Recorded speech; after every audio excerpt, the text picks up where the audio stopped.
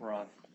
Yes, Judge. Appearing on behalf of the state, at least for the first part of this matter, William Garnes, G-A-R-N-S. My Oregon bar number is 173536. We're here in the matter of State of Oregon versus Tusitala Toese, case number 21 CR 61225. We're here on the state's motion to deem the offense as not releasable under ORS 135240 and motion to deny bail in this case. Mr. Toese is present. He's in the courtroom. He's represented by Mr. Durham, also appearing in the courtroom, and I believe we are ready to proceed. I believe we have a brief argument on what evidence rules and how those apply and what evidence the state can present and how that will be presented to Your Honor today. I'll leave that to Mr. Durham after he's put his appearance on the record. Thank you. Good afternoon, Your Honor. Nathan Vasquez, representing the District Attorney's Office in the state of Oregon. For the record, my bar number is 014437. Thank you. And good morning, or good afternoon, Your Honor. For the record, my name is Drake Durham, DUR-HAM. My bar number is 113717. Defense is ready to proceed. All right. Good afternoon, Mr. Toese. Good afternoon, Your Honor. Your Honor, I want to start with the motion. The state submitted a motion trying to outline what ORS 135.240 is and what evidence is allowed in that hearing. Okay. And so just real quick and brief, Judge, I think both sides will be relying on the State v. Slight case 301 or App 237, the 2019 case. The defense would be the argument that hearsay should not be allowed in the determination of whether someone is releasable under the Oregon Statute 135240 due to the fact that it is a decision whether release shall be ordered, and I believe that the State v. Slight discusses that hearsay should not, or hearsay can be allowed if it is a release decision, like a form of release, whether it should be a release on own cognizance or a release to closer supervision or a bail amount. Whereas State v. Slight does not touch on the fact that it is whether or not someone should be held in custody indefinitely, as the state's requesting here in the preventative detention. So based on that, Judge, I think in order for the state to meet their two requirements under the statute, the evidence that they need to present would need or should not be allowed to use hearsay statements in that determination of whether my client should be held for preventative detention. Your Honor, 2 points on this. I believe that Slight does actually directly address that issue. I'm looking at page 250, where it essentially says that ORS 135240 provides that in considering whether clear and convincing evidence exists or not in release, the state has the burden of producing evidence at the release hearing subject to Oregon Evidence Code 1014H. Looking at Oregon Evidence Code 4041H, the statutory language there, that's actually ORS 40.015. The plain statutory language is proceedings under ORS Chapter 135, the entire chapter relating to conditional release, security release, release on personal recognizance, or preliminary hearings. Those rules do not apply. This is clearly a hearing that is in consideration of whether security release applies. In this case, under Chapter 135, I fully agree with Mr. Durham that this particular provision also applies to a determination of what type of conditional release, whether to impose security or conditional release on a defendant. That absolutely applies with that, but I think that the statute is much more broad than defense's argument here. That's it in a nutshell, Your Honor. I think the evidence code is clear that the hearsay rules do not apply in this type of hearing. Anything further? The only additional point I want to make, Your Honor, is that in the Osvaldo Rico Villalobos versus Bernie Gastetto 339 OR 197 2005 case. Whoa, 339. OR 197 2005. It's the part that I want to point out is on page 6 of the state's motion. It's that they also say that under Article 1, Section 14, that there has to be evidence that's likely admissible at trial. And so hearsay statements are not always admissible at trial. They are if they meet the exception. And I think even that the state puts that in the motion shows that just blanket random hearsay statements from people that we don't know who produced them or whatever would not be admissible at trial. And so unless it makes an exception to it, we should exclude any type of hearsay unless the state can point to an exception. Yeah, I mean, I agree with both of you. Because I agree that hearsay is allowed, and I agree that it has to meet the evidence code, and I agree that it has to be likely admissible at a later hearing. So we all can kind of come up with scenarios where we know that hearsay wouldn't be allowed, but this hearsay would. So I think that as we proceed through this, I just have to make a determination of whatever it is the state's trying to put on. Is that the kind of thing I'd hear at trial or not?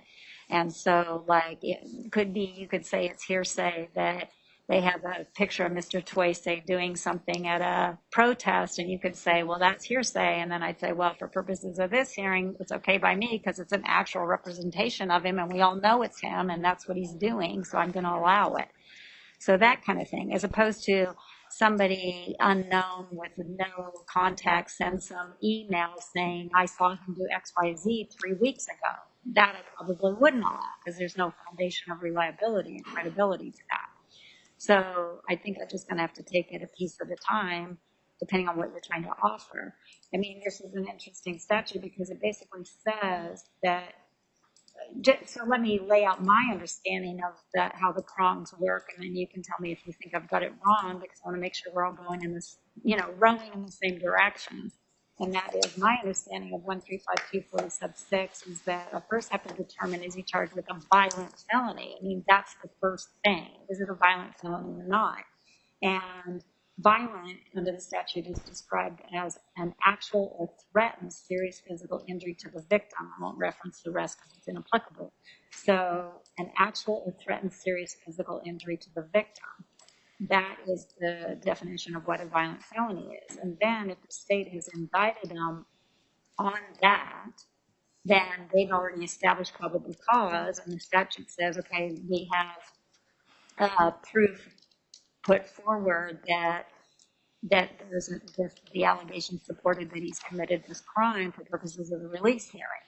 And so that's that. And so if we get past that prong, is that it is a violent felony for which he's been indicted, then we get to the whole thing about, well, is he a danger? And then we get into the whole other realm of all of that. So that's how I understand the analysis to go.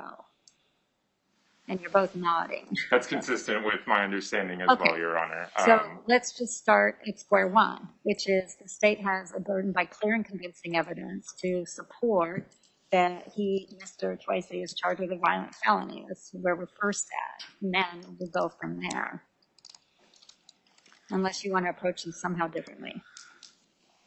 The only thing I would point out is that I'm not certain that the statute actually requires the clear and convincing standard for the violent felony. No, it's for the dangerousness. I'm sorry, Your Honor? For the dangerousness. Correct, for the dangerousness. Sorry. Yes, absolutely. If you have the indictment, you're kind of already there, if I think it's a violent felony.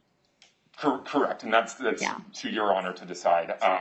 It's not clear on what the standard of proof on that is, but I think it is a legal determination that the court is more than competent to make. By this definition I just read. Sure.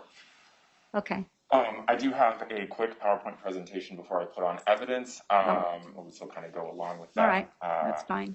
Hold that up on the screen. Oh, actually, I don't know if I'm plugged in here.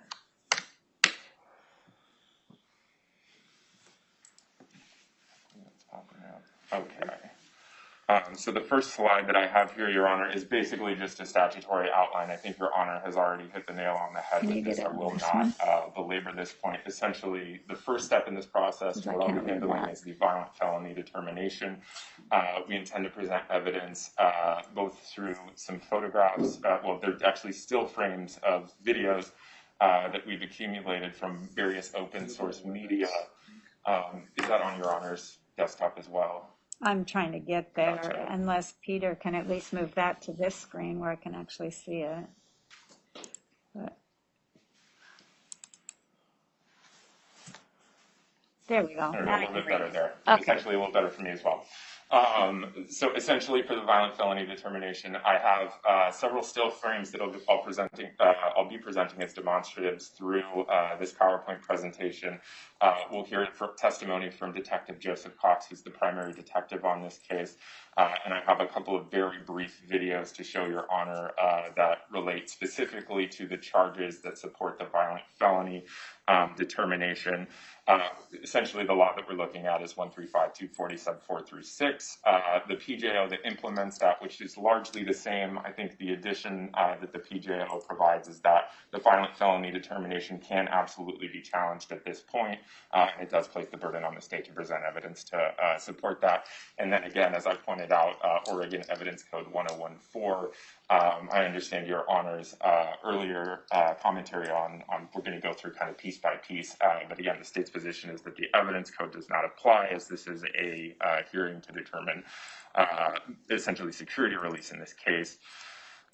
Just to contextualize for Your Honor, Mr. Toese is charged with 3 counts of assault in the 2nd degree, 2 counts of assault in the 3rd degree, unlawful use of a weapon, 2 counts of that. There are criminal mischief 1 charges, one of which does relate to the portion of the incident that includes the violent felony charges.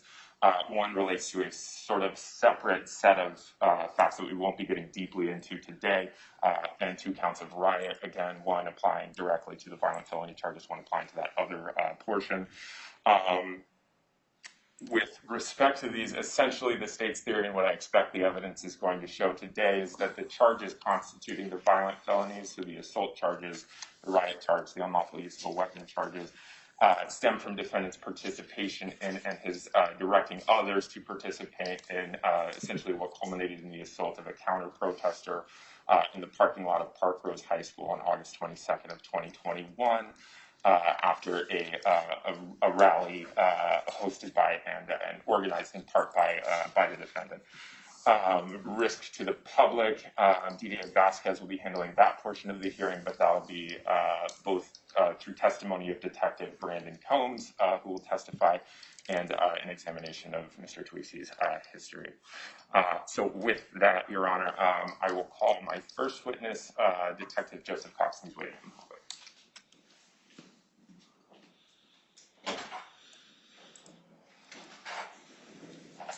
You can see that okay, right?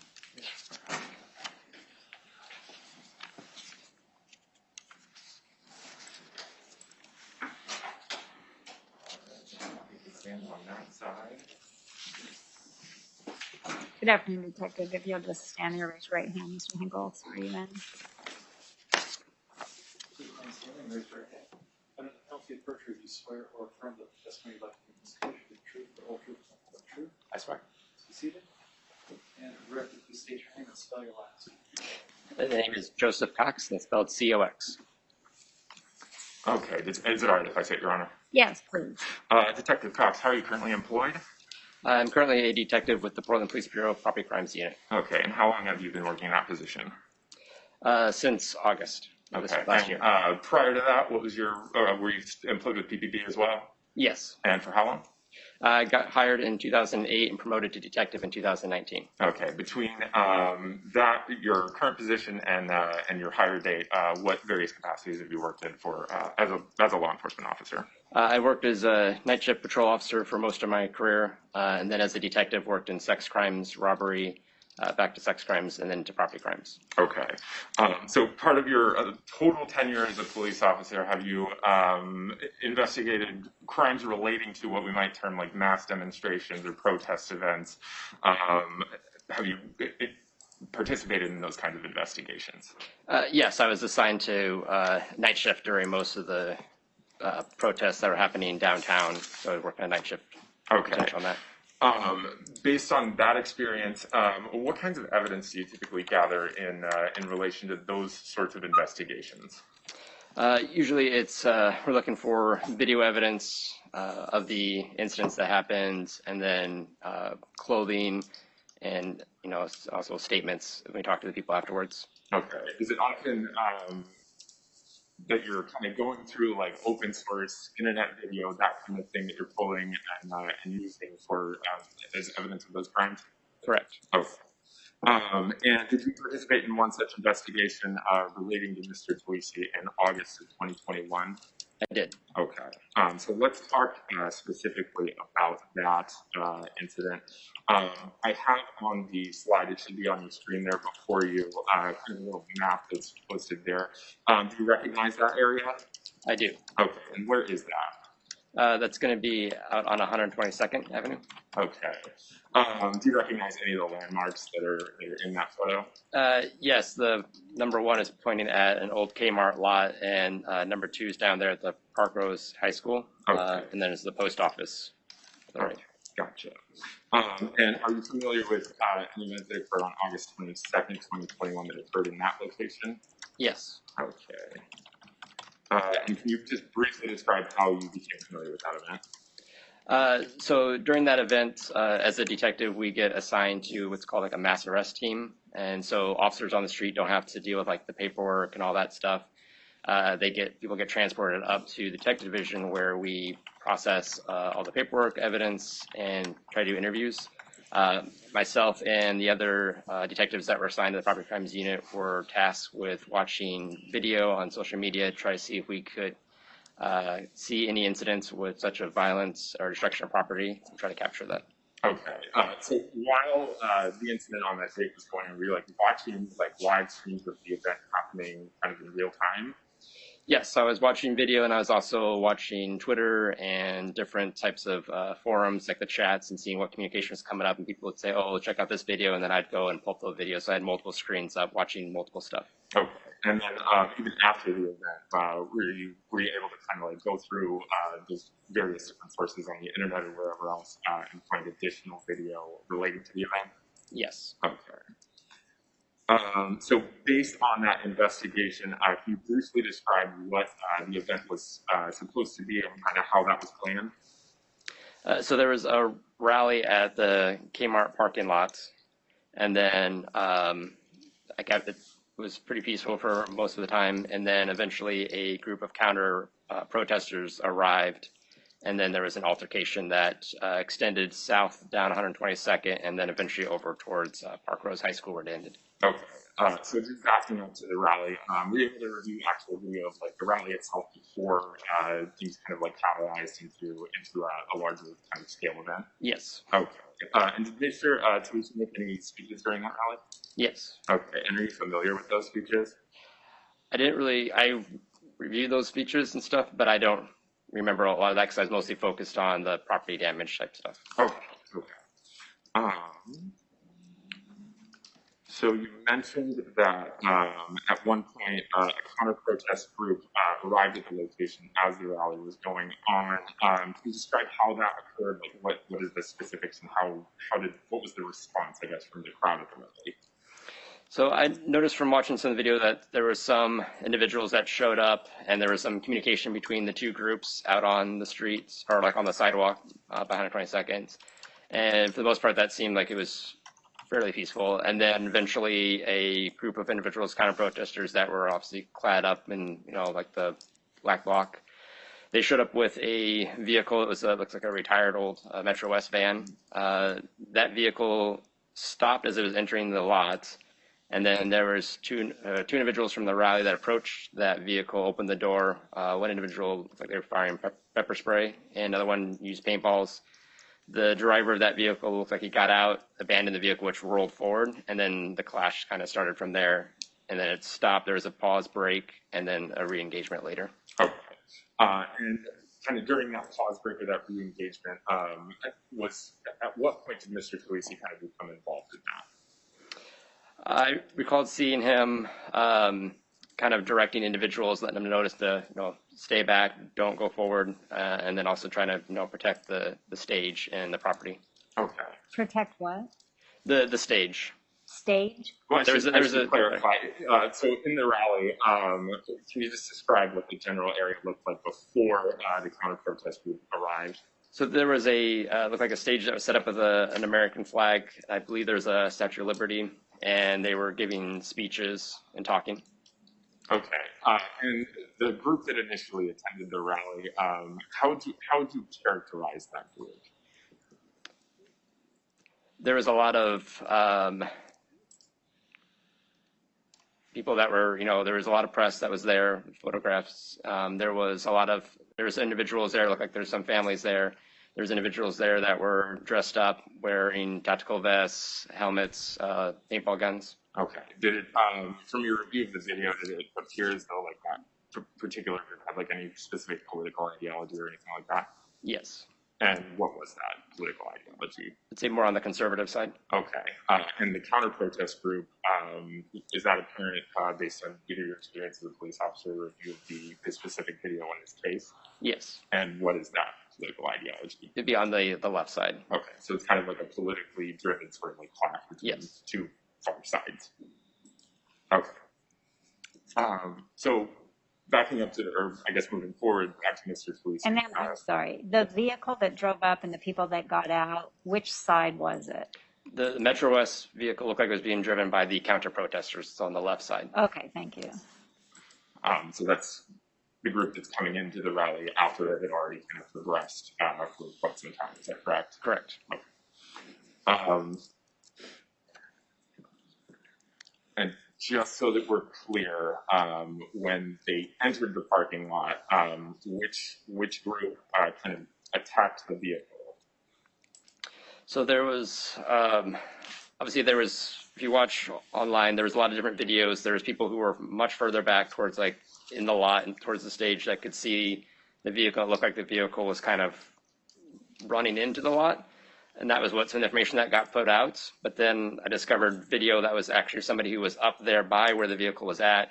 The vehicle came in, looked like it stopped, and was going to try to back out when two people from the rally group approached the vehicle and started firing paintball guns at the driver. The driver abandoned the vehicle, which caused it to roll forward, which from a further perspective looked like it was running into the lot. Okay, so it's essentially like the I'll say alt-right side attacking the alt-left side. Is that correct at that point? Correct. Okay. Okay, so I think you mentioned earlier that the groups had kind of moved along 122nd Avenue South towards Parkrose High School. Can you just generally describe, based on your review of the video, how that migration occurred? Was it like one solid seamless transition, or was there kind of a bit of a back and forth? So looks like it was a bit of a back and forth. So the initial confrontation kind of moved towards like around the Chevron. So right below the one, there's the Chevron, and then there's the 7-Eleven, then a bank, and then the post office. Is the Chevron where I'm indicating with my mouse there? So there was people from both sides were, using pepper spray, paintball guns, and then the people on the far left side were using fireworks, explosive type devices, throwing them.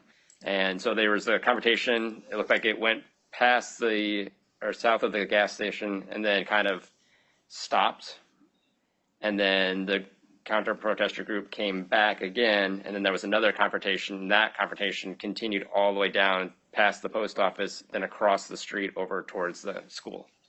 Okay, and is this the post office here? Yes. Okay, so the confrontation ultimately, I believe you're kind of indicating that it culminates here, is that right? Correct. Okay, and that's the parking lot of Parkrose High School? Okay, all right, so I'm going to move on to the next slide. So if you recognize this image here? Yes. Okay, and where is that? So that's going to be one of the parking lots at Parkrose High School, and that is from their security video. Okay, is there any specific vehicle in this photograph that's sort of significant to this event?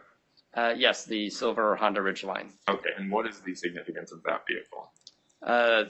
There was an individual that got into that vehicle, and then about 30 seconds to a minute after that person was in there, other people were from the counter-protester group were getting in their vehicles and leaving. That vehicle was still there. People from the rally approached, identified somebody in that vehicle, screamed out Antifa, and then a bunch of the people from the rally group circled that vehicle, and then there was attacks on the person inside. Okay, so just kind of going through this frame by frame here. Do you recognize this photograph as well? Yes. Okay, and do you see Mr. Toese in this photograph? Yes, he's to the right of the vehicle. Okay, and how are you identifying him? I recognized him from the earlier when he was doing the speeches, and then obviously still wearing the same clothing, but then covered in paint. Okay. And is that consistent with kind of how he appeared in the earlier portions of the videos that you reviewed as they're kind of approaching that general area? Yes. Okay.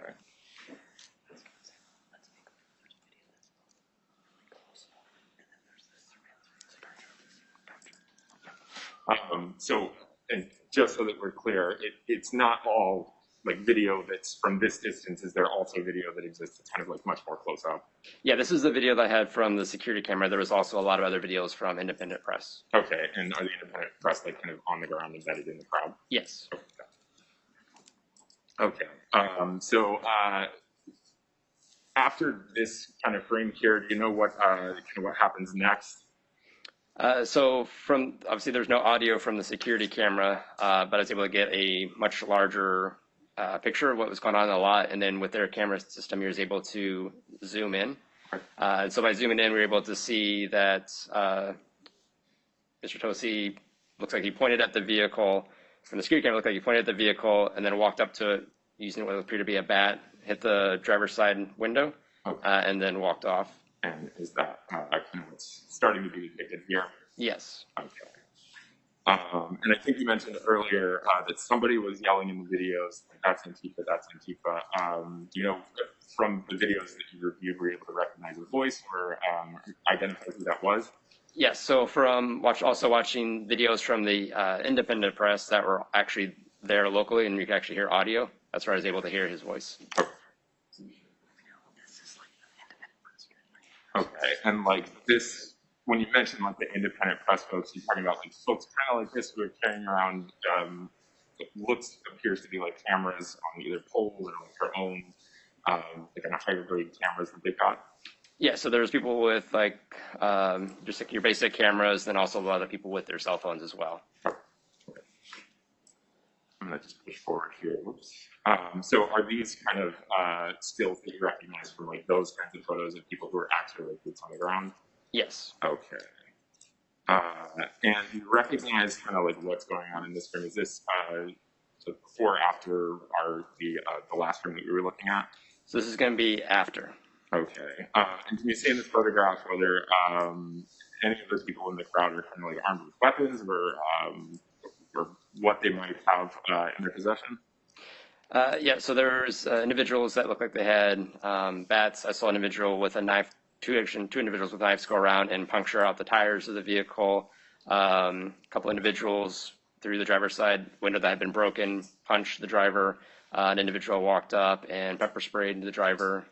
There was an individual that came in from the driver's side or passenger side door, looked like might have been throwing some swings at that driver. And then another individual came in later, kicked the driver, and then also came in and started to punch them. That was more closer video. Okay, and where is Mr. Toese throughout this whole altercation?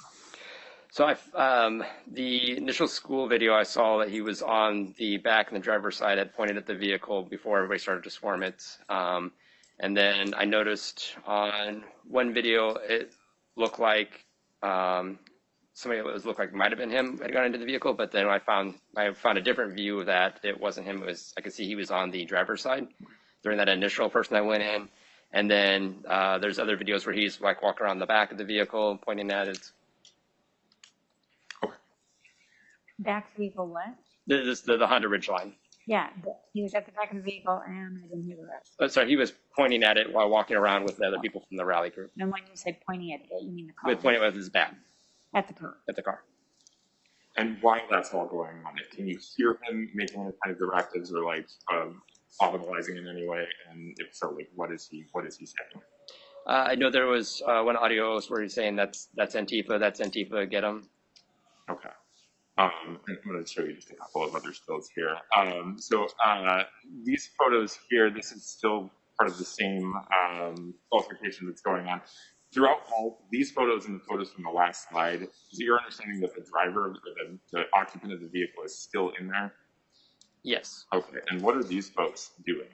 So there was a couple individuals that were further away that were firing paintballs at the person inside the vehicle. Okay, and based on your review of the video, are these, I think there's actually a third person behind this one here. But are these the only folks that are firing pinballs into the vehicle? So there was somebody that I saw from another video that was on the driver's side shooting towards the vehicle. The frame on the left, the individual with the green armbands, was one of the people that I saw punch the occupant from the driver's side window and also puncture the tires. Okay. I'm going to go to the next one here. So I think you mentioned a little earlier that somebody had actually climbed into the vehicle. Do you see that person in this frame here? Yes. Okay. And is this one is a little obvious? You can see him on the side. But you know who that person is? Yes. Okay. And who is that? That's going to be identified him as Miles Furrow. Okay. Miles who? Furrow, Furrow. Okay, and I'm going to show you just a couple more photographs here. And this is, you understand that these are also from the same incident? Yes. Okay, and who is this? That's going to be Miles Furrow again. Okay, and the glove that he has on his hand, is there anything significant about that? They're like the motorcycle riding gloves with some hard plastic on the knuckles. Okay, and have you had an opportunity to actually inspect that glove? Yes. Okay, and based on that inspection, you understand that that is capable of causing serious physical injury to somebody if it were used as a weapon? Yes. Okay. All right. I do have, at this point, a couple of videos that I want to show Your Honor. It's about 4 minutes in total of video to go through. The first one I'm going to show, Detective Cox, I'll ask you first. Do you recognize from this still here and kind of the timestamps at the bottom, do you recognize the kind of shot? I wonder if it's... Do we know where that one might be? Nothing's changed on my board. Do you still have it on the monitors there? It's like blank on WebEx as well. Oh.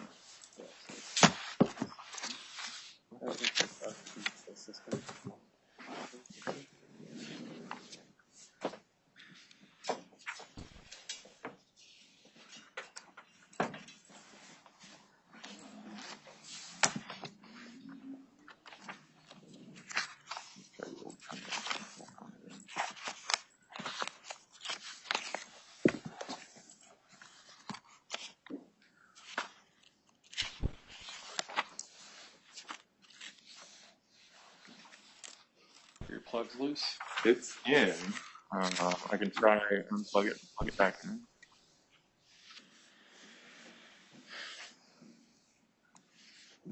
Where did your other one?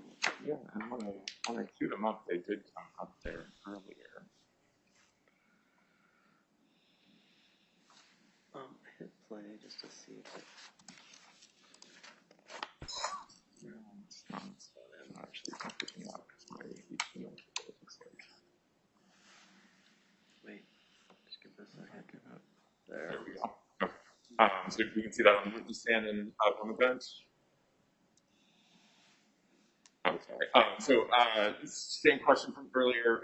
Based on your review of the videos, do you recognize this video? Yes. And is this one that you had pulled from an open source, kind of one of the streamer videos? Yes, I pulled a lot of videos. Okay.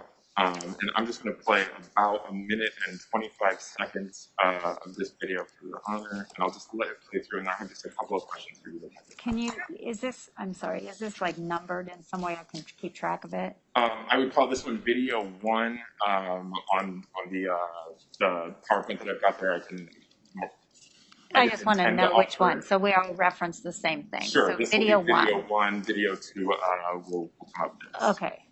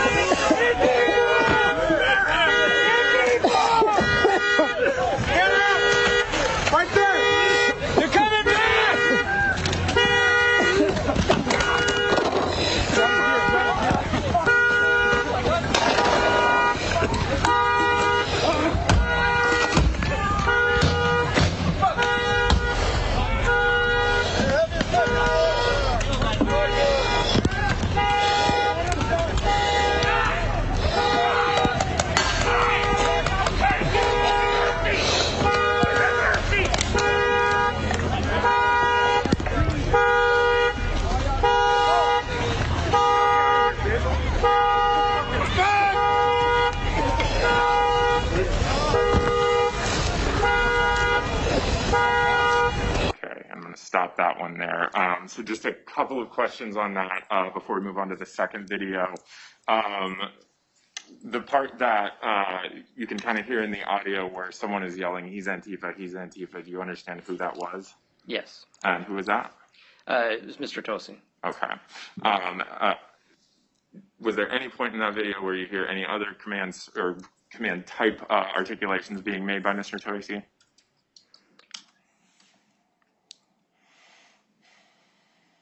Trying to recall, there were so many videos I watched over and over. Trying to back it up a little bit, if that's helpful. Well, here, let me ask it in this way. Based on your review of the video of the rally itself and the entire event, is it your understanding that Mr. Toese was sort of like the tip of the spear, the like kind of head of the organizational like pattern that culminated in this assault that's happening here? Yes, multiple videos in different segments throughout the whole incident. There was commands being given by Mr. Toese.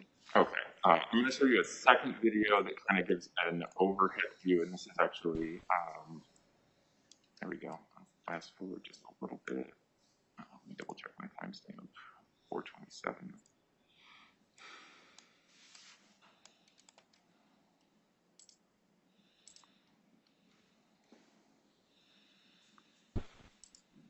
Okay, and do you recognize what this video is? Yes, this is the security camera video from Park Rose High School. Okay, and I think you mentioned when you were talking about it earlier that you can kind of zoom in on the area, so I'm going to go ahead and do that.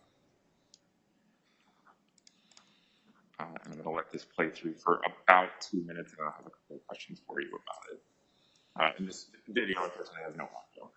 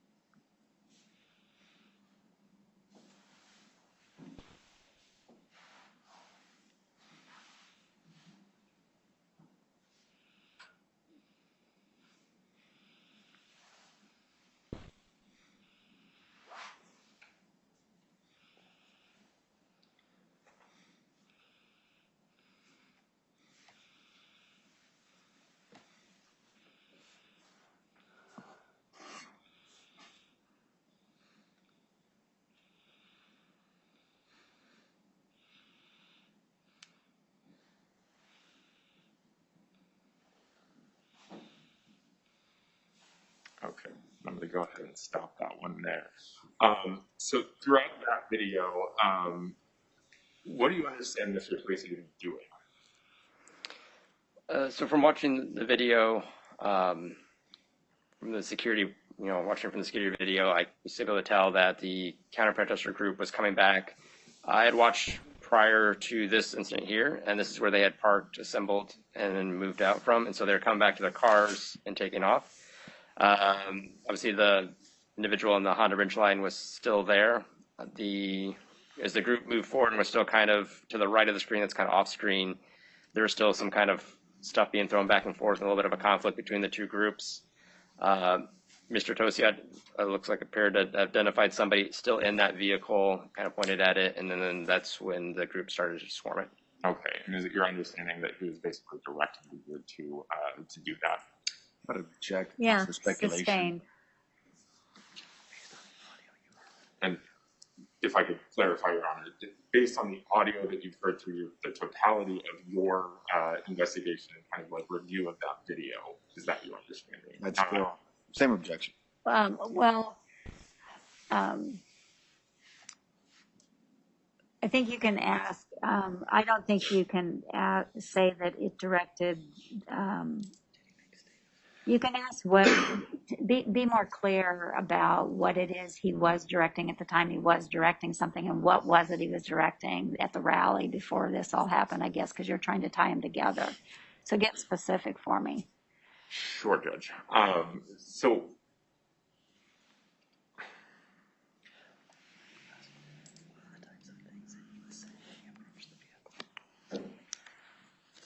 So what are the types of things that he's saying as he approaches the vehicle? Identifies the individual inside the vehicle as Antifa. Okay. And while that's going on, do you also hear additional identifications of that person as Antifa?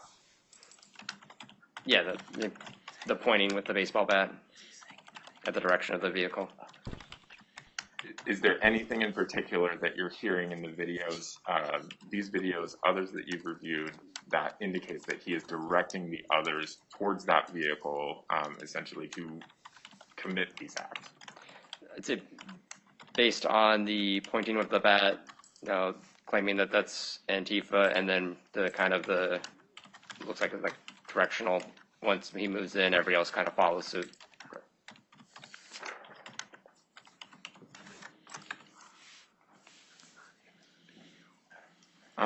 The only other question I want to ask you, the folks who are currently on the frame here, do you understand, well, which group do you understand them to be associated with? So most of the individuals that I can see in the frame, excluding like the people that are like the independent press, would be individuals that were part of the rally. Okay, so none of the kind of far left folks, or who we might characterize as far left? They got in the vehicles, head left, most of them would be to the right of the screen. Okay, okay.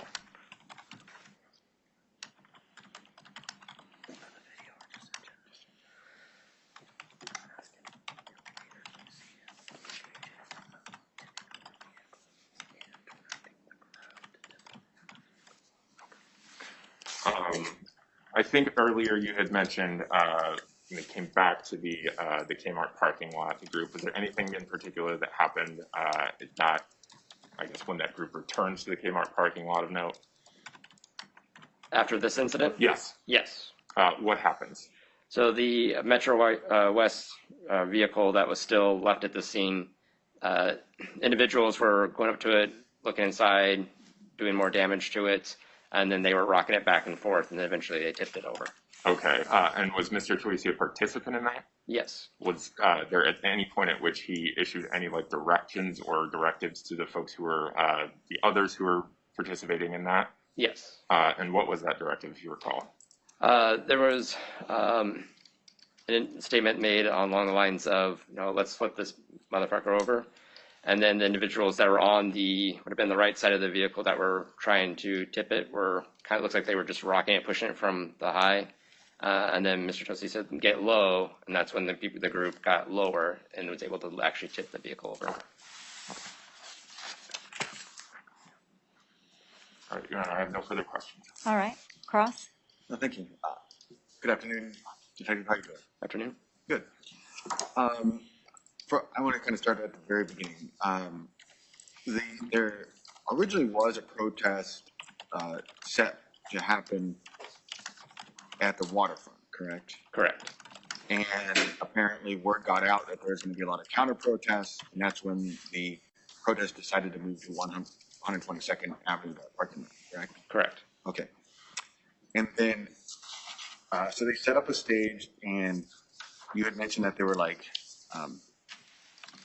people that were just dressed in street clothes and not like tactical gear attending the event as well, right? Correct. And were there like kids around too? I believe there were some children. Okay. And then you had mentioned that this ban appeared from the counter protesters, and then two of them regular protesters kind of approached that ban at some point, right? Correct. But then Mr. Toese actually says, leave him alone, come back to the stage at some point, right? Yeah, during the initial part, it was trying to, stay back. Right. So he didn't, at that point, direct anyone to go to that van or anything like that, right? Not that band specifically. Right. And so he was trying to keep all all the protesters at that point that he was with or associated with to stay near the stage, right? Correct. Okay. And then at some point, there is a physical engagement or a paintball shoot off between the counter protesters and the protesters, correct? Yes. Okay. And actually, the counter protesters then leave the area for a short time, and there's kind of a pause in the act, so to speak, right? Yes. But then it seems as though the counter protesters kind of regroup and then re-engage again. Is that right? Yes. Okay. And you had mentioned that a lot of the counter protesters used the Parkrose High School parking lot for their vehicles. Yes. All right. And you had mentioned that some of these vehicles actually had extra weapons, fireworks, shields in the beds of their trucks, right? In the Honda Ridgeline, I saw individuals from the rally group pulling out like shields and bottles of water. Okay, so that Honda Ridgeline was also carrying supplies for the county protesters. I could see stuff being pulled out of the vehicle. Okay, I could tell. like Like of the shield, the waters, yes. Right. Then you had also mentioned that it was the counter protesters that were the ones using fireworks. So I could see that there was both groups had. I know people on the rally side had paintball guns. I could see pepper spray, what appeared to be pepper spray going off. Stuff was being thrown back and forth. I know groups from the counter protester side were throwing what would have been like makeshift fireworks type devices. Okay. And the counter protesters also had their paintball guns and their. I recall seeing one individual had like a large silver tank that has spray paint and used it to spray a street preacher that was walking by and then threw it. Yeah, and you wrote a couple of reports on this incident, right? Yes. And in one report, you had mentioned that there were a bunch of journalists there, right? And that the counter protesters would sometimes assault the press, right? Correct. And at one time, they actually assault a press member and they spray them with pink paint or some type of paint, right? I don't know if it was pink or whatever. But Yeah, there was a journalist that was attacked multiple times by the counter protesters. by the counter protesters. Right. And then you actually wrote in your report that very few, if any, individuals of the rally group actually attacked any members of the press. Correct. Okay. I'm going to object to this line of questioning of what relevance it has to the violent felony that Mr. Toese committed on that day. I think he's trying to establish whether, well, I won't say what it is. Go ahead, Mr. Durham. Say what you're trying to do here. Sure, Judge.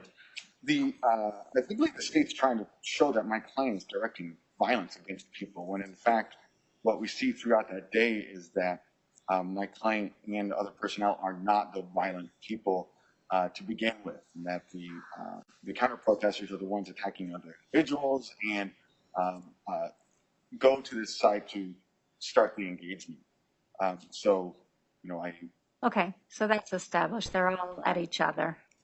I mean, there's not a disagreement. There was a lot of violence happening on both Yeah. sides. I mean, that's apparent. I don't think that in and of itself means that he can't have committed a violent felony. Fair enough. But I'll just continue. I mean, Yeah, I mean, I've got the picture. yeah. All right. Okay.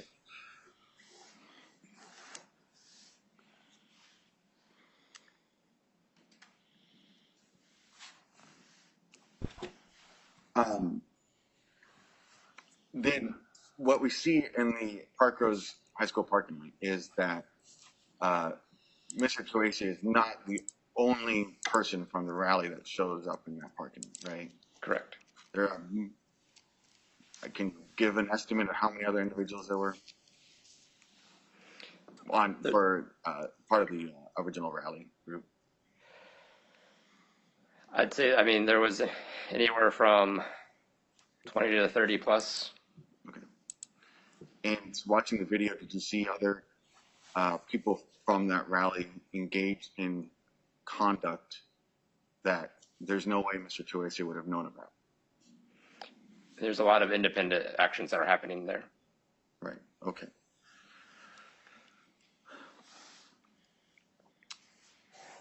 And you had mentioned that the counter protesters got to this parking lot. A lot of them left. But isn't it true that some of the counter protesters still stuck around and they were just kind of farther off? I don't know what direction that would be. West of the parking lot? Yes, that'd be west of the parking lot. Yeah. So most of the security camera footage, I was only able to get the lot. I didn't get anything past there. And then most of the individuals with the press kind of stuck around this scene here. Okay. So, I mean, just because we're looking at this, the west would be to the right of this video. Yes. Correct? Okay. And so there were still some counter protesters still there. It looked like they were kind of just bleeding out and going off. And then there was a TriMet bus video that I was able to obtain where the bus was coming down, and you could see them. Like at that point, it seemed like this is the part in the events where we're starting to be the disengagement. Okay.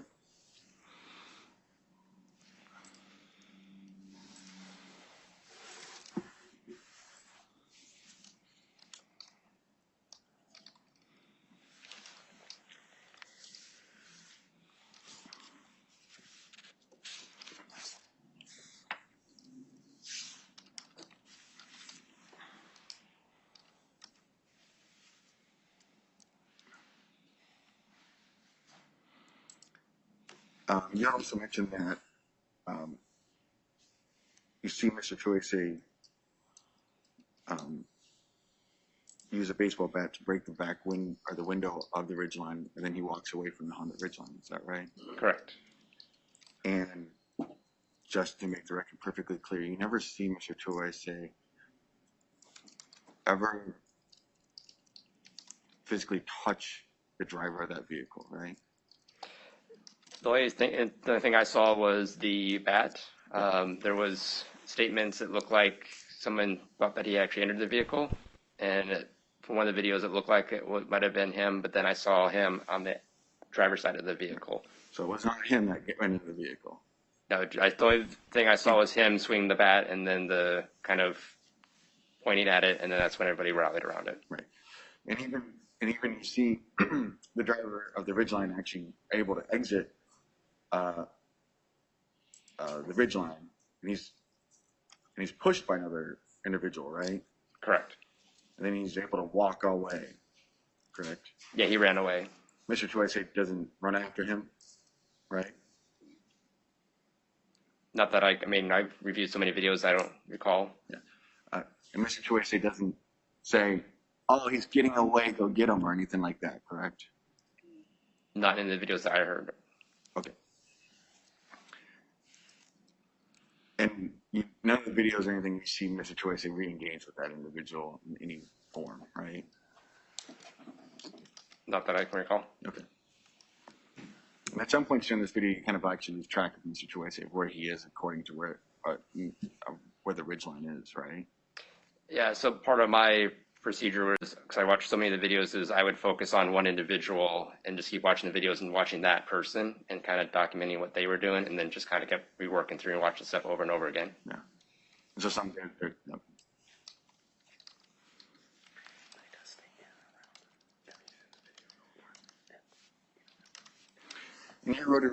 and you wrote some reports on this, on the videos you watched and information you gathered, correct? Correct. Okay. And you probably did you write this report closer in time to actually watching those videos? So there was, what I initially did was, on the day of the event, I observed most of the videos, and then ended up going back and started grabbing all the videos that was available on open source. Mm-hmm. And then I kind of worked it through. I try to built up like a timeline of events, kind of got just the overall picture, and then just started focusing down on just different individuals if I was able to actually identify somebody as committing a property crime or a violent crime. And in your report, the only statements by Mr. Toese that happened at the ridgeline is he's Antifa. That's right? Yes. He said, yeah. And Right. The person is Antifa. That's it, right? Yeah. Trying to recall it. I know I heard for sure that, yes. Yeah. Yeah, okay, great.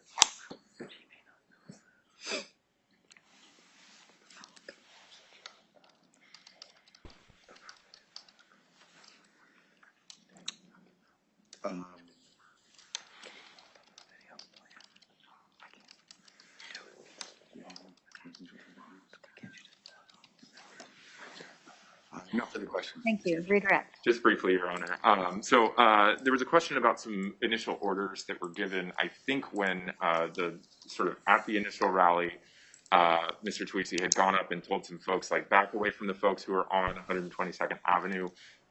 So he issues that order. Did the folks in the crowd follow that order? There was, I know in one of the videos I watched, there was people that were, following those orders. There were some individuals that would kind of start to do their own thing. For the most part, it appeared that, yes, what was being said was kind of followed. Okay. So is it fair to say that there were some independent actors, but there were also a large number of people who were listening to what Mr. Toese was saying? Correct. Okay. I want to ask about the pause kind of after the Metro West ambulance had come into the lot, got attacked, and the two groups sort of separated. During that pause, are you aware of anything that Mr. Toese had done as far as like coming around the back of that gas station?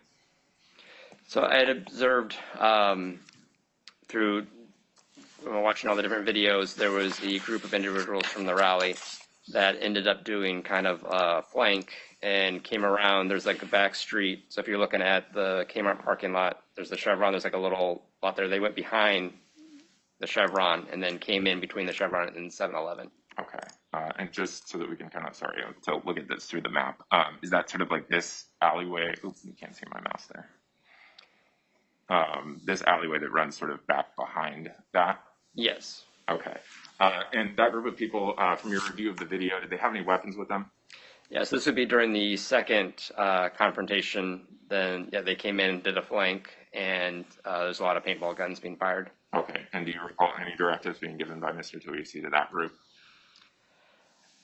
Not the time I had. I know I'm sorry, there's so many videos I watched. I have to go back through and review it. Okay. Fast forwarding to the actual parking lot, the occupant of the actual ridgeline itself, was there ever, through your review of all of this video that you've mentioned, any aggressive action taken by that one specific person who was inside of that ridgeline?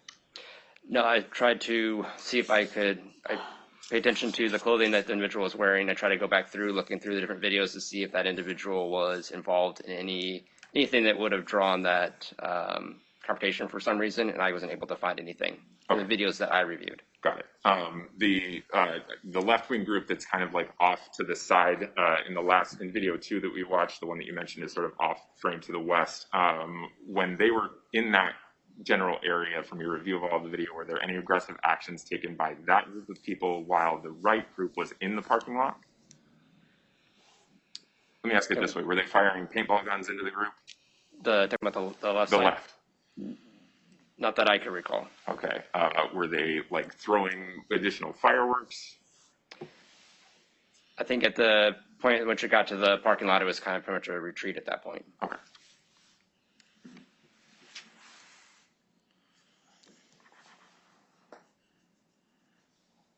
Was there ever any point in the videos that you reviewed of the incident in the parking lot where Mr. Toese did anything to actually stop the assault on the person in the ridgeline? Not that I saw. Okay. Those are all the questions I have, Your Honor. Thank you. All right. Any further information to be offered or evidence to be offered with regard to the issue of defining whether this is a violent felony? We'll decide that question first. And Your Honor, I would just, again, based on subject to Your Honor's ruling on the evidence presented in this case, or what we can present in this hearing, I would also reference the attachment A, which is connected to the motion, which outlines the review of all of the video, the reports in the case, the actual rally itself, and all of that. I think that is admissible in this something that Your Honor can I'm consider. admitting all of it. Great. Thank you, Your Honor. Just for the record, the defense would object to that. Okay. So now what? Argument on whether this is defined as violent felon? Yes, Your Honor. Just briefly, and I'll stand on what's contained in the motion for the most part. Again, the state's theory in this case is that Mr. Toese is essentially directing the violent assault on the occupant of the Honda Ridgeline. That is the primary driving violent felony behavior. That's the basis of the assault 2, the assault 3, one of the riot, one of the criminal mischief, and both of the UUW charges. I believe that throughout, while I don't know that there is any actual serious physical injury, I think that throughout the conduct from basically the start of the rally to the actual assault that's carried out against the victim inside of the Honda Ridgeline, there is certainly conduct that is threatening of serious physical injury, paintball guns, armored motorcycle gloves, baseball bats being used on the side of the vehicle when the window is smashed out where the driver is sitting. There's another baseball bat being used to break out the back window that you can see in the video, in video number 2, I believe. Based on all of that, Your Honor, I think there is clear evidence that this is a violent felony. Again, Mr. Toese is indicted, so we have to prove that in this context. But at this point, I think there is sufficient. If Your Honor has any direct questions, I'm happy to answer those. But on that, I'll. Thank you, Mr. Gahn. Mr. Duran. Thank you, Judge. This does not meet the definition of violent felony. I think the state just conceded that there was no actual serious physical injury done to the alleged victim in this case. So the state would have to be relying on there was threatened use of physical violence. But when Threatened serious physical injury. Yes, threatened serious physical injury. The evidence in record and evidence before Your Honor is that Mr. Toese was in the parking lot and he said, that's Antifa or something along those lines to the other individuals. We know that the people that are associated with the Antifa group had firearms, weapons, and other things like that. Well, if the presumption of innocence is strong for the defense, and it should always be, we know that the one thing that Mr. Toese could be pointing out to the rest of his people are that that person could be a threat or harm to them because they, we know that the counter protesters initiated the engagement against the protesters at the rally, that they engaged multiple times. We don't know what is going through the person driving the Ridgeline's head, but it could have been a threat, used the vehicle to do some harm to the protesters. So just simply pointing out that an individual is not associated with them, but associated with the counter protest is not a threat of physical violence. The state relies that my client may be the head or like some type of boss or anything like that. But the state would still need to show that what his intentions were, that he intended to have people go and physically hurt this individual, and that's not there. And you have this great case law that there's no natural and probable consequences anymore. And for the last at least 20 plus years, and that's, State v. Antelope is a 164 over App 672 2000 case. And I'm going to cite this case because it's two individuals that fight another kid, and it's a gang-related fight. And during that fight, it stops. There's a point where the co-defendant brings out a knife. Sorry, Detective, I should have left you off the stand. I went right into it. You're excused. Your Honor. Go ahead, Mr. Duran. Sure. Where the co-defendant brings out a knife and threatens the other individual, makes a verbal threat. So the state charges the defendant with unlawful use of a weapon based on the aiding and abetting, the solicitation, the idea that, hey, we're on the same team, we're fighting this person, so everything that person does that I'm responsible for. Court of Appeals said that the motion for judgment of acquittal should be granted because there's no evidence that the defendant themselves knew that the co-defendant had a knife, they were even going to go and do anything more than that. And that's the exact same scenario we have here, Your Honor, is that my client, all he does is says that points out to that individual. He has no idea what other individuals are going to do. And even still, the Detective Cox testifies that when my client asks someone to do something, which is a peaceful thing at the moment, hey, don't engage with those guys, come back here, please. He doesn't have the power to control everyone. There are individual actors that do individual things. And you see in that video, there's a lot of people doing a lot of different things, engaging without Mr. Toese saying anything. If you take him out of the photo, or out of the picture, if he was never there, would that person still have been attacked? Most likely, because that's what was going on that day. Mr. Toese did not direct those people. And so therefore, because there's no actual serious physical injury, that my client never threatened that individual with serious physical harm in any way, nor directed anyone. This does not meet the definition of violent felony. Thank you. Anything further? Just briefly, Your Honor. I think that if you view the events entirely in a vacuum, that might be correct, but taken in the context of the entire day, and frankly, in the context of Mr. Toese's history, that is completely ignores the context of his status in that group of people, and how they responded to what he was saying and what he directed that day. I'd also just point out that the reference to the case and the knowledge aspect to that particular defendant, whether the co-defendant had a knife or anything like that, that's a completely different situation here. It was very, very obvious that everybody in that, well, not everybody, but a large number of folks in that group were armed with blunt weapons, paintball guns, all of the different implements that are used to basically assault the victim in the ribs line. I think that taken in the context, this is clearly a violent felony. I'd also just point out that he does himself use a baseball bat, a blunt implement, to break the window of the car, which catalyzes that violent portion of that event. It would be speculative to guess what would have happened if Mr. Toese wasn't there. The simple fact of the matter is that he was there, and that he did direct that conduct. Thank you. Yes. Okay, you can take a seat, Mr. Durham. Just briefly, Judge, the state presented no evidence of my client's actual placement within the organization and what he's done over the past. I think if we're relying on evidence that would be admissible at trial, any prior bad acts by my client would not be admissible at trial and should not be considered in this, whether the specific instance is a violent felony. Thank you. All right. So, I mean, as I noted to counsel before we began, Mr. Toese and I know each other because he was on probation to me, and I've previously revoked him. So that I'm aware of his engagement in this kind of activity is personal knowledge at this point based on my history with him.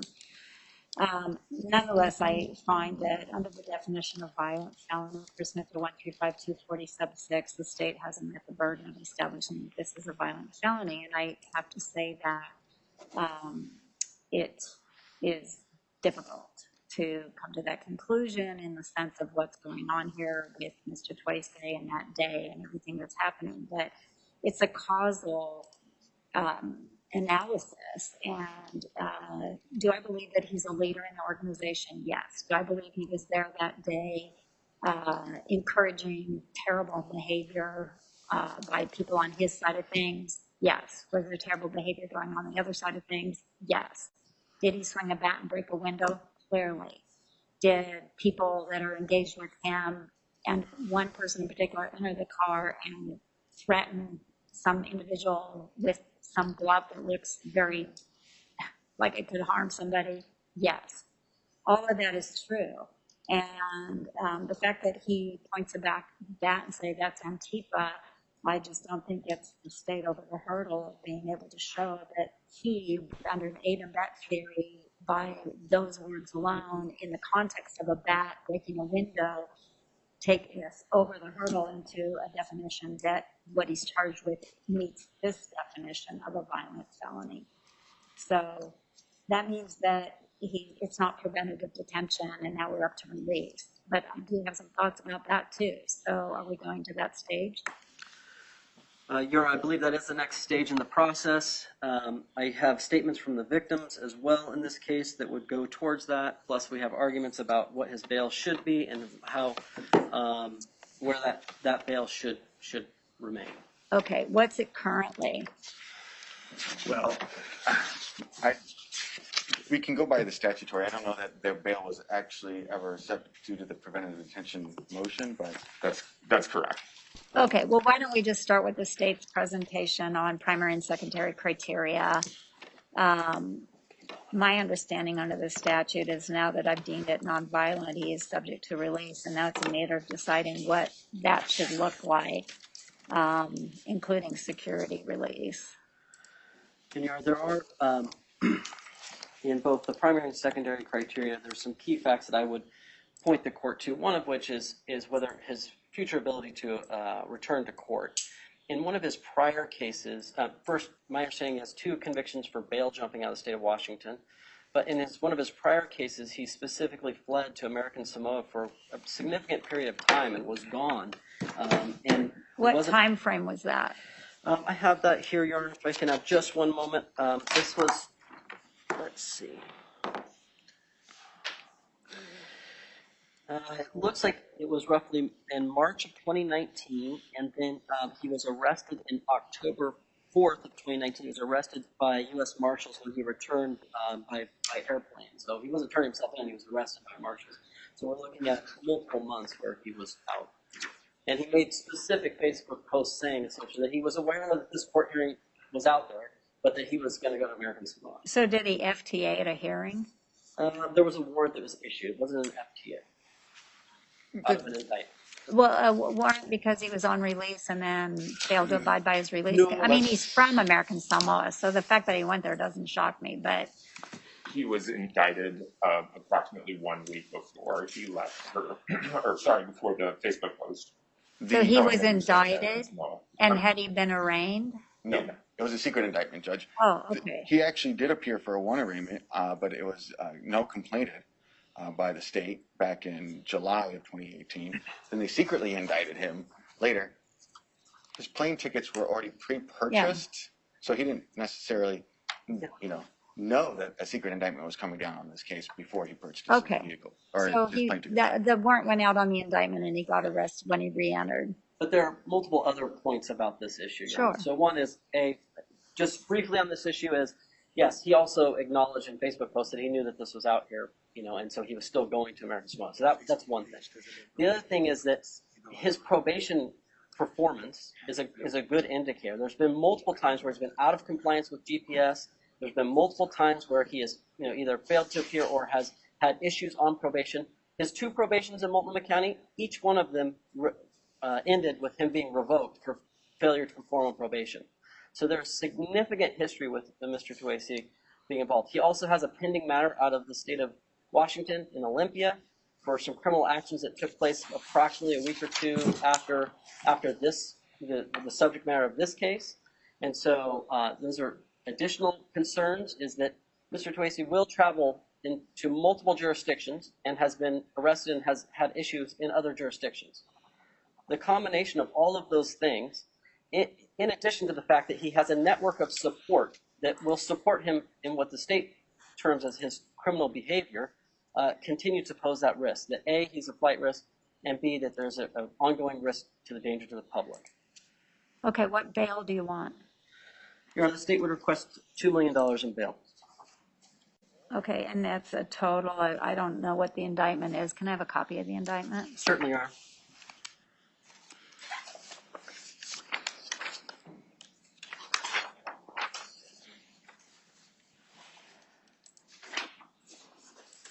Thank you. Okay. Go ahead, Mr. Durham. Thank you, Judge. Judge, we asked that my client be released on his own recognizance. If you're uncomfortable with that, we'd have him released to close reach of provision. If we're looking at the primary and secondary release criteria, the first one is the reasonable protection of the victim or public under ORS 135230. My client has no knowledge of who this individual is as a complaining witness, has no doesn't know anything about this person. So there's no fear that this person is going to, or that my client would somehow contact this Criminal individual. history. Sorry, go ahead. I want Oh, the yeah. criminal history in front of me, but you, go ahead. I'm listening. No, it's okay. I'd like a copy of the criminal history too, if you have one. It hasn't been produced in our formal manner because this case is still new, but we can tell you. Oh, it's in this stack. Okay. Well, I know that my client has not had any felony convictions. The nature of the current charge, Your Honor, on paper, it does seem rather serious, and of course, all criminal charges are incredibly serious. But we know that my client is not charged with any kind of physical injury, causing physical injury to anyone. My client does have some failed attempted conviction out of the state of Washington when he was a young child, or much younger than he is today. As you may know, Your Honor, my client does live. He grew up in American Samoa. That's his homeland. That's where he graduated high school. He came here in 2014 to live with his mom and his father and his siblings. He's lived here since 2014. So this is not a case where my client likes to just skip out on jurisdictions. He likes to be at home with his family. And unfortunately, even though it is a different state, it's relatively close. We allow people to live in Vancouver, Washington while on probation or while pending open criminal matters. He was in custody in Washington State when this indictment, again, a secret indictment, was issued. He voluntarily waived extradition. He is prepared to waive all extradition for any matter that would come up where he would be required to come back to court. And, he was arrested for some reason, so he's more than happy to do that. If we talk about, so since he started with Measure 11, I guess I'll have to go into the Article 1, Section 14, Section 16, and State v. Sutherland 329 OR 359, which is the case that, my client's financial situation. He is currently unemployed. He doesn't have an income at this point. And I guess it needs to be placed on the record. So my client is prepared to testify under oath about his financial situation, or I can make Just represent by counsel. Okay. I'm court appointed, Your Honor. I'm not a retained attorney. He couldn't afford his own attorney. Again, he is unemployed. He currently has a case out in Washington State. If you were to, he does not own a car. He doesn't own real property. He has stocks, bonds. Does not have a checking account. And for all purposes, he has zero money. So any bail of $250,000 by statute would be unconstitutional as applied to him due to the fact that he poor. I'd also make, if I may be heard on this particular point, and I apologize for interrupting, is that while the state would agree and has no issue that Mr. Toese doesn't have employment and maybe doesn't have assets, that is not the crux of the issue. He has access to funds, and he has a large network that will raise funds for him. While I would not necessarily agree to the fullest extent, I do believe that the statute requires that we look at the defendant as an individual when assessing bail, not whether their family members or members of the public would randomly bail someone out. And Well, it's financial condition, and so I think that could be interpreted broadly. But anyway, nonetheless, go ahead. And then just for just a quick legal argument, Judge, you see on the indictment that my client is charged with pretty much two sets of all the charges, and it's all based on the same conduct with the Honda Ridgeline incident. And so at the very minimum, my client deserves to at least not get double dinged by, the same charge applied a different way. So, we'd ask, I think, because otherwise the state could just, I'm surprised they didn't charge harassment and assault before and continuing to add charges so that way the bail becomes $200 million by statute. If we're just looking at the one incident that he's mainly charged with, and it's a $250,000 just based on that. But, Your Honor, I think that is still unconstitutionally too high for my client. the main concern with Your Honor should be whether my client's going to show up to trial, whether he's going to show up to court appearances when he needs to show up. And he will show up. He has shown up. And this is also a situation where when the state makes the argument, hey, we're worried about him hurting other members of the public, this incident happened on August 22nd, 2021, but they didn't get grand jury and indict my client until December 8th, 2021. So you have 2 months there where they were perfectly happy with Mr. Toese out and about, running around, before deciding to actually indict me. If he's really that much of a threat of the public, I know for sure they would have filed paperwork way ahead of time. We see that all the time in this class, but they just didn't seem to matter that then. So, Your Honor, we ask that bail or my client be released on his own recognizance, or at least check in with Close Street, so that way he can be home with his family and hopefully try to find employment.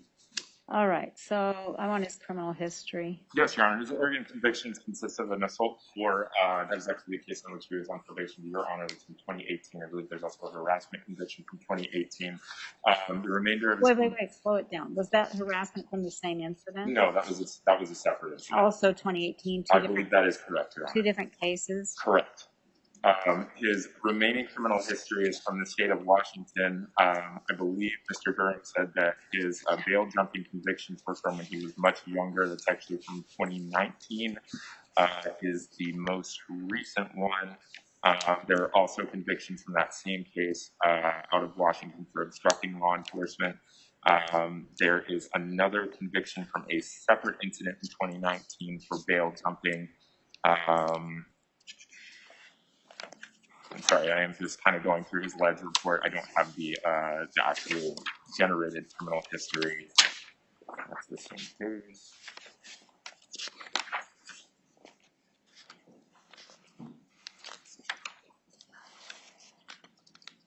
The 2 cases, okay. Same case as still.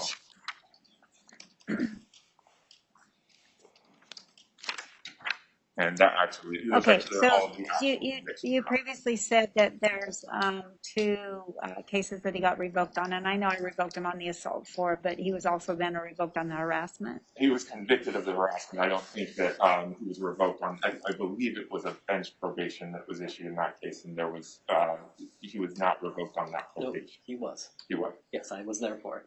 Okay, so So- he's had that's 2 fine, revocations State, on probation. So he's had 2 probations in Multnomah County. One was before Your Honor. The other one was with Judge Montresseg, and she revoked him on that one. And that was the previous one. And then there was one in front of Your Honor. So those 2 2. probations. Yes. Yeah, okay. Okay, so this is how I look at it. And just so you know, Mr. Toese, I did tell your lawyer ahead of this hearing that I had a previous history with you and wanted him to know that I would follow the law.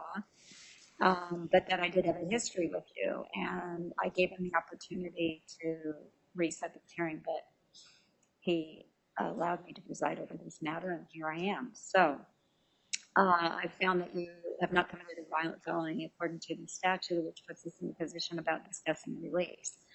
But this is where my history comes in with you, because the primary release criteria are reasonable protection of the victim or the public, nature of the current charge, prior criminal history and FDA history, any facts indicating possibility of violations of the law if released, and other facts tending to indicate if you're likely to appear. So we've got issues on every single one of those. I think that in the time I've known you, I remember when you were on probation to me, and I got ad nauseum emails, pictures of you violating probation over and over and over, and I just forwarded them to your defense lawyer and the DA, and finally they ended up in front of me seeking a violation of your probation. You were up in Seattle at a protest when you weren't supposed to be. You were in Portland at a protest when you weren't supposed to be, wielding things, just like in this video, wielding a bat, breaking a window. Ever since I've known you, you've thumbed your nose at the law. That's how I see it. And so I think that there is an issue about reasonable protection of the public. Nature of the current charges, these are very serious felony charges, very serious charges that you've been accused of. It causes me pause because it's on an 8 and a bet, and I'm like, well, we'll see what happens with that and what the state can prove up or not. And so I take that into account. It's not like as if they have you on video directly kicking somebody or punching them or something like that. That's not what this is. Prior criminal history, we've just been through that. It's on the record here. You ditched out to American Samoa when you knew you were facing something. Mr. Durham's point is well taken. You had a right to leave. You weren't indicted with anything. You hadn't been arraigned. You have a right to go home to your family. So that's all true. And so I don't hold that against you because there was nothing legally that said you couldn't leave our country. Then the warrant came out and you got arrested when you came back, and you then were, you answered to that. So that's fair game, in my opinion, that you left for American Samoa. You can't hold that against you. Possibilities of violation. I mean, if the past is any predictor of the future, here we are again. So that troubles me greatly. And so I think that, and then you have the bail jumping convictions, which is a type of FTA, and you've been told not to do something and you did it anyway. So you bring to the table a lot of problems in terms of what release should look like. And so I think you have a right to release, but I do have a right to set bail in order to address all those criteria. And so based on what's been indicated here, I am going to set bail at $850,000. And if you post the bail, you are going to be on closed street supervision under very strict conditions, including GPS. I'm putting on the order that if there is one blip, you are to return to jail. Closed street is to bring you back to custody. So it'll be a strict compliance. And so if you do make your bail, you're coming back to jail. And then you won't get another bite at that apple. So, yes, anything further from the state? No, Your Honor, there were statements from the victims on release, but I believe that the court has discussed that. All right, go ahead. As you heard, Your Honor, my client does have an open criminal matter in the state of Washington that we do not want him to get any more missed court opportunities there. So how would Your Honor like to address that? If he has court in Washington State, what should he do? Well, this is what we go through all the time, and that's that you alert the court that he's in custody here and he's not going to make it. And he's on closed street supervision on GPS, is he allowed to live at home in Vancouver, Washington? Oh, in terms of those kinds of things, oh gosh, well, we don't have a closed street person here, do we? No. So I guess I'll put on the order. Your Honor, my understanding is closed street generally authorizes that type of travel and court appearances. That's a routine matter. Yeah, I would leave it in the hands of closed street. I mean, obviously, he should be allowed to go to Washington to address a court matter. Right. For sure. Other than that, I'll just put on the order, travel to Washington to be approved by closed street supervision. Oh, and what about him living with his family in Vancouver? Well, that I think I'm going to have to put down residence to be approved by closed street supervision. If there's any other issues, can we bring this back in front of Your Honor? Well, you have all of 3 weeks to do it before I'm gone. Understand. So I'm only here to the end of April. So if there's a problem getting this structured with closed street, then I'm around to address it. Okay. So I guess I would say if there's something that happens in the course of April and I'm here, I'd be happy to address it. But if it's outside of that, you're back to call presiding to figure out where to go next. Okay. It's third-party release to closed street. If you post bail, you're not getting out until closed street comes and gets you, because closed street needs to be on top of all these details. So if you post bail, you're not getting out until closed street comes and gets you and says, okay. So it is a third-party release, Peter. Okay, that's everything for today. Thank you. I may have my copy of the indictment. Have everything back. Thank you. Yep. Here, can you give that back to Mr. Durham?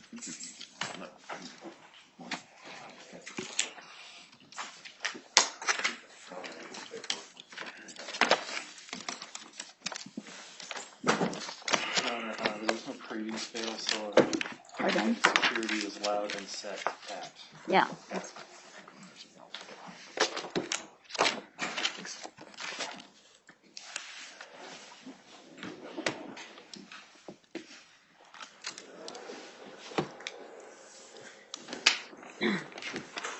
Oh, and it needs to stay on the order, no attendance at protest. Where? Here? Yes. Just a magnet. Was there, we're still on the record. Is there any other condition that the state wanted that I didn't address? I don't know if she's going to do that on any other one. I think that makes sense as long as that's there. That's all. Okay, anything else from the defense in terms of condition? No.